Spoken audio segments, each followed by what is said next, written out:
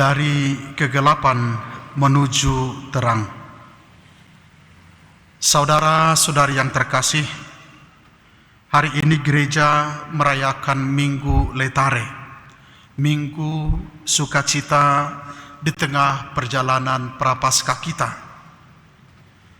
Dan di tengah masa tobat ini, gereja seakan berhenti sejenak dan mengingatkan kita, bersukacitalah. Kita bersukacita bukan karena perjalanan tobat telah usai, tetapi karena di tengah perjalanan itu Tuhan sudah menyalakan terangnya bagi kita.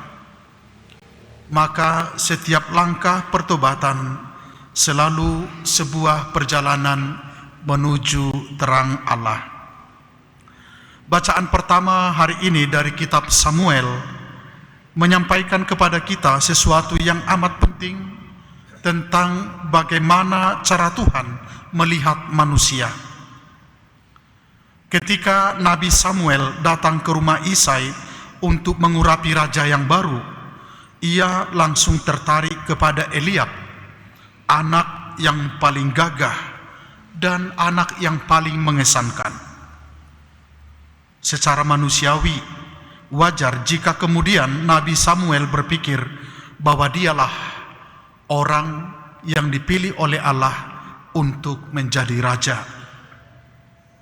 Tetapi kemudian Tuhan berkata kepadanya, manusia melihat apa yang di depan mata, tetapi Tuhan melihat lebih jauh, melihat hati manusia.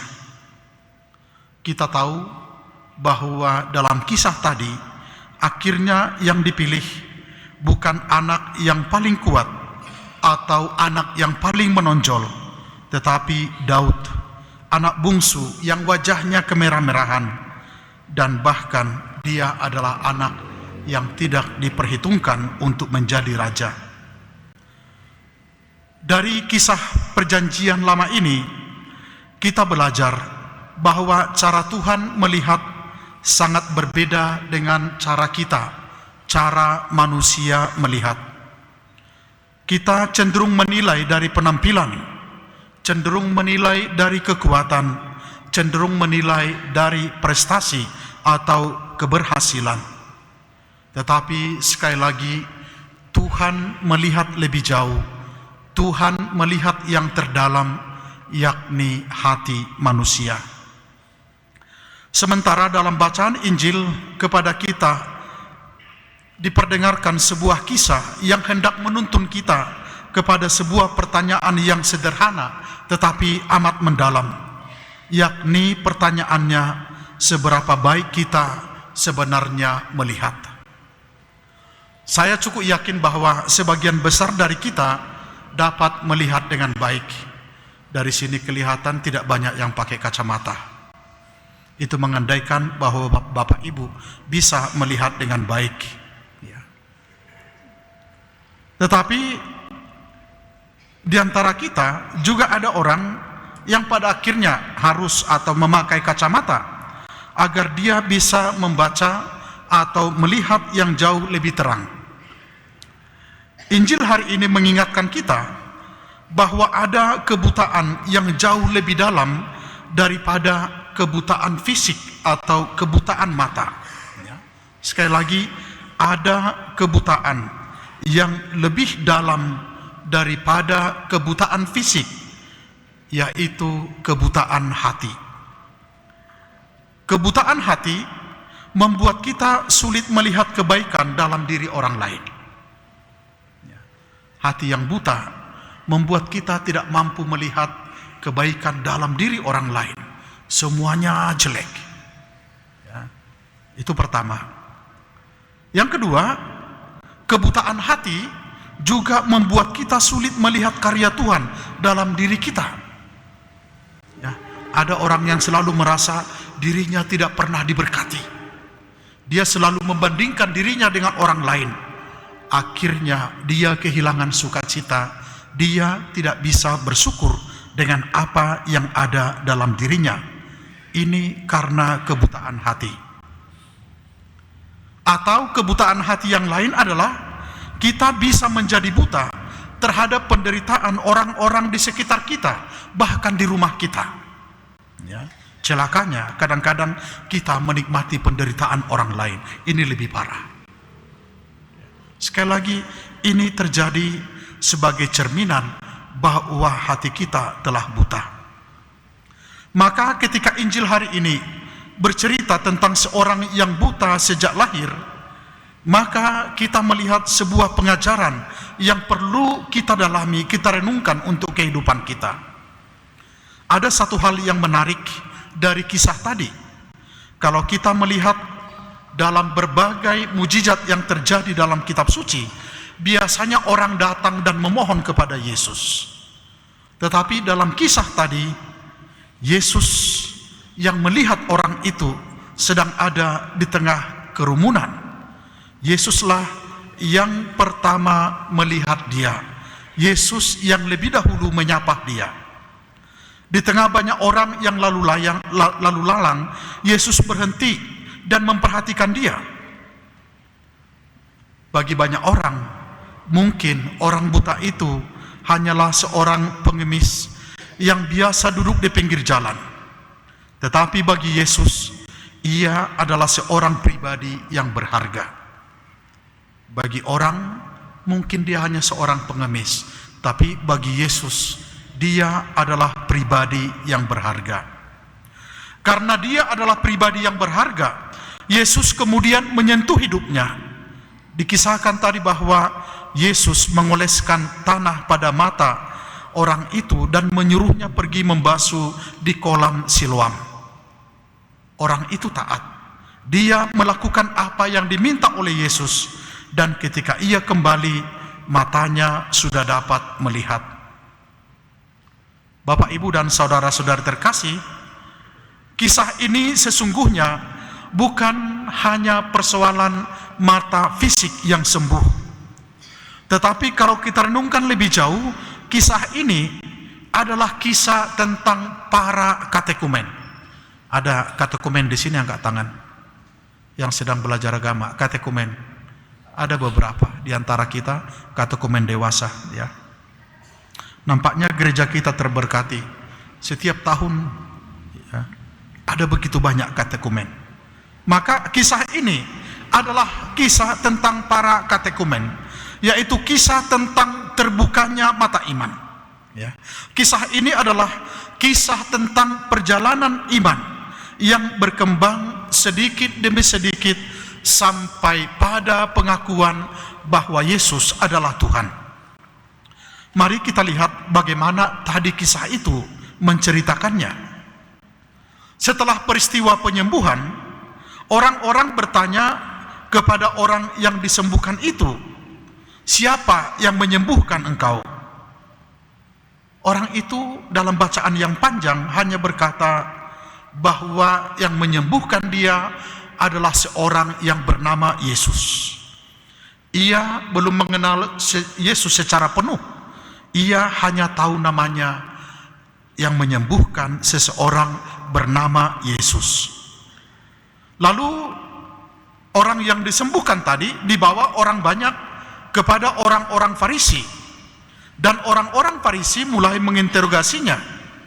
Dan kita bisa melihat bagaimana pemahamannya mulai berkembang. Ya. Ia berkata, yang menyembuhkan aku adalah seorang nabi. Tadi hanya menyebut kata Yesus, sekarang dia mulai berkembang lalu mengatakan dia seorang nabi. Bahkan dengan keberanian yang lebih besar, ia berkata, jika orang itu tidak datang dari Allah, ia tidak dapat berbuat apa-apa.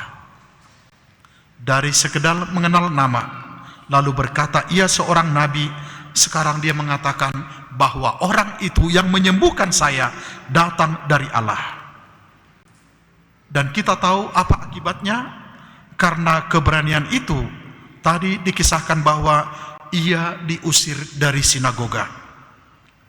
Namun justru pada saat itulah Yesus datang kembali kepadanya dan bertanya, "Percayakah engkau kepada Anak Manusia?" Dan ia menjawab dengan kata-kata yang sederhana tetapi sangat indah. Ini adalah sebuah pengakuan iman. Dia mengatakan, "Tuhan, aku percaya. Lalu dikatakan bahwa ia sujud dan menyembah. Sekarang dia menjadi orang yang percaya, yang mengenali Yesus sebagai Tuhan, sebagai Putra Allah. Saudara-saudari terkasih, sesungguhnya orang ini tidak hanya menerima kesembuhan penglihatan jasmani, ia menerima sesuatu yang jauh lebih besar, yakni terang iman. Perjalanannya bergerak dari tidak mengenal Yesus sampai akhirnya mengakui Dia sebagai Tuhan.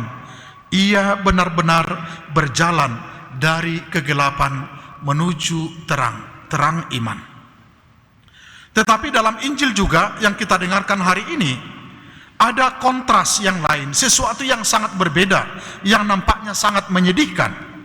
Para pemimpin agama yang merasa paling tahu tentang Allah, orang-orang Farisi, justru mereka tidak mampu melihat terang itu. Mereka begitu yakin bahwa mereka sudah tahu semuanya. Mereka begitu yakin bahwa mereka sudah mengenal Allah sedalam-dalamnya. Mereka merasa bahwa mereka adalah ahli surga. Karena mereka merasa sudah tahu, hati mereka justru tertutup melihat kehadiran Allah di dalam diri Yesus. Yesus melakukan karya yang begitu besar, tetapi mereka malah mengatakan Dia orang berdosa. Mata mereka tertutup untuk melihat karunia-karunia yang terjadi dengan orang-orang yang ada di sekitarnya. Mereka memiliki mata yang sehat, tetapi hati mereka buta. Saudara-saudari, disinilah pesan Injil hari ini bagi kita. Kadang-kadang kebutaan rohani tidak terjadi karena kita tidak tahu apa-apa, tetapi karena kita terlalu yakin bahwa kita sudah tahu segala-galanya. Sebaliknya, terang iman justru tumbuh dalam hati yang terbuka. Terang iman justru tumbuh dalam hati yang mau menerima, yang berani berkata kepada Tuhan, Tuhan, ajarilah aku untuk melihat dengan mata fisik dan sekaligus juga melihat dengan mata hati. Perjalanan Paskah kita, perjalanan Prapaskah kita sebenarnya adalah perjalanan yang sama seperti perjalanan orang buta dalam Injil hari ini. Perjalanan dari kegelapan menuju terang. Perjalanan itu tidak selalu mulus. Perjalanan itu tidak datang secara tiba-tiba. Kadang-kadang dia berlangsung perlahan, sedikit demi sedikit, bahkan kadang-kadang membosankan kita. Namun jika kita membuka hati, Tuhan akan terus menuntun kita. Mata iman kita akan semakin terbuka. Kita akan melihat Tuhan bekerja di dalam diri kita dalam situasi seperti apapun. Kita juga akan mulai melihat sesama dengan cara yang berbeda, dengan lebih banyak pengertian, dengan lebih banyak belas kasih, dengan lebih banyak memandang mereka dengan kacamata iman kita. Dan pada akhirnya iman kita mungkin hanya dapat diungkapkan dengan kata-kata sederhana seperti orang buta tadi, Tuhan, aku percaya. Jika kita mampu mengulangi kata-kata ini dengan rendah hati, jika kita mampu mengatakan kalimat itu dengan tulus, maka terang Tuhan sudah mulai menyinari hidup kita. Dan itulah sukacita sejati yang dirayakan oleh gereja dalam Minggu Letare ini. Bapak Ibu, mari perjalanan kita masih panjang menuju Paskah Kristus. Mari membuka hati, melihat terang yang hadir di dalam kehidupan kita, agar Tuhan mengubah mata kita dalam memandang sesama, memandang hidup ini, dan memandang Tuhan sendiri. Amin.